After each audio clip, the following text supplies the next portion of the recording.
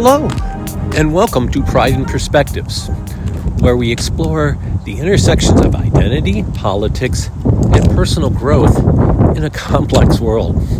I'm your host, Dina Walters, and today we're diving deeply and personally into our current collective journey, the grief and loss following the 2024 presidential and state elections. Now, if you're feeling a sense of loss over political setbacks, worried about our collective futures, or unsure of where to turn next, you're not alone.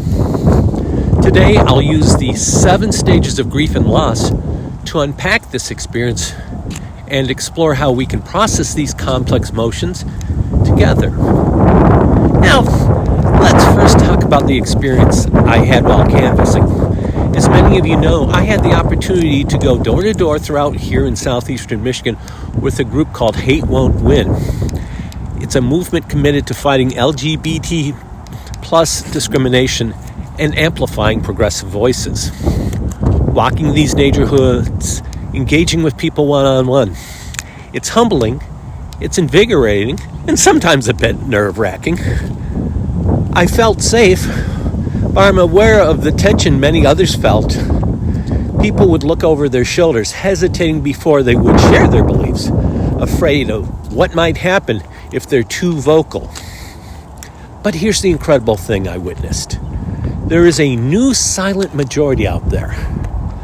A majority of people who want progress, who believe in change, and who quietly support a vision of justice, equality, and inclusivity.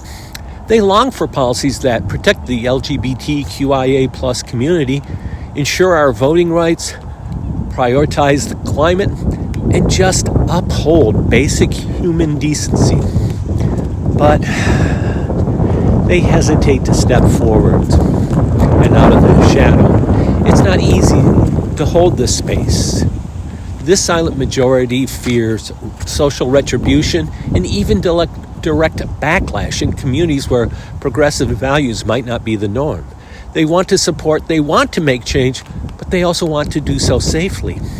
Now, these interactions showed me that hope is alive in some truly unexpected places, communities that are as red as they get. And even if they don't feel comfortable shouting their beliefs from the top of their roofs, they're ready to act, they're ready to vote, and they're ready to support in the ways that matter. So while I was canvassing, I realized the following truth. We are not alone. And as people find the courage to step forward, even quietly, building a groundswell of support that together, it has the power to reshape our future. Now, as I walked away from each door, I felt both hope and sadness. Hope in the many who believe in change, and sadness knowing that so many people feel the need to stay silent to protect themselves. This tension, the clash of hope and fear, progress and resistance, mirrors so much of the grief that many of us feel in the wake of this election. So let's take a moment now to explore those feelings more deeply as we walk through the 7 stages of grief and loss together. A little history. These were initially developed by Elisabeth Kübler-Ross. She was a Swiss-American psychiatrist and pioneer in the study of grief and loss. Her groundbreaking book on death and dying introduced the stages of grief, reshaping how we understand loss, bereavement, and the end-of-life care. With time, these principles have been expanded as mental and emotional milestones when working through significant events in our lives. Each of these stages help us to understand and to process difficult thoughts and emotions. Though grief isn't linear, many individuals experience them in varying sequences and in varying intensities. The initial stage of grief and loss is often marked by shock and denial. After the election results, many of us were left stunned. Progressive values around inclusivity, LGBT rights, climate action, and social justice just seem to have taken a total hit. Some may feel disbelief at the choices made by a large segment of the country. It's as if the gap between what we hoped for and the reality we now face just feels too wide to bridge. So if you're finding yourself in shock and sadness, give yourself permission to pause, and to breathe. It's okay to let the weight of this moment settle before you move forward. As the shock begins to fade, deeper emotions start to emerge. Pain and guilt set in. Maybe you're feeling guilt about not doing enough, not volunteering, not canvassing, not voting, or simply you might just feel, I could have done more. Pain comes with the awareness of what's now at stake for marginalized groups, especially for my fellow in the LGBTQIA+ community, immigrants, women, and other vulnerable populations. But remember, guilt, while a natural part of grief, can't change the past. We can only use it to inform our future actions. The third stage often brings out anger and a desire to bargain. Anger might be just directed at our political system, the media, or even those who voted differently. You might find yourself bargaining with thoughts like, if we only had a better candidate, or if we'd only worked harder. Anger can be quite powerful. Let's use it constructively to turn it into fuel for activism and resilience. Now, we can't change the outcome, but we can definitely change how we respond to it. With the anger fading and this adrenaline subsiding, we might feel the true rate of sadness. This stage is often the hardest. A deep sadness, perhaps even a sense of hopelessness. Many of us are mourning not just the outcome, but mourning our vision for a more inclusive and compassionate country. Reflection is probably the biggest key I can suggest. Journal. Talk to others who feel the same and seek out those who support you.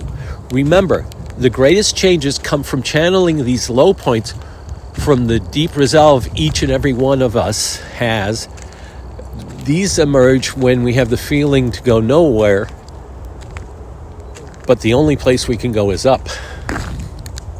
Now, at some point, we each will find an equilibrium and begin to adjust to a new reality. We can have moments where we may breathe a little easier. Maybe we see some hope in local victories, new alliances, individuals and groups starting to step up to support these vulnerable communities. In this stage, we start to see glimmers of possibility for our future work.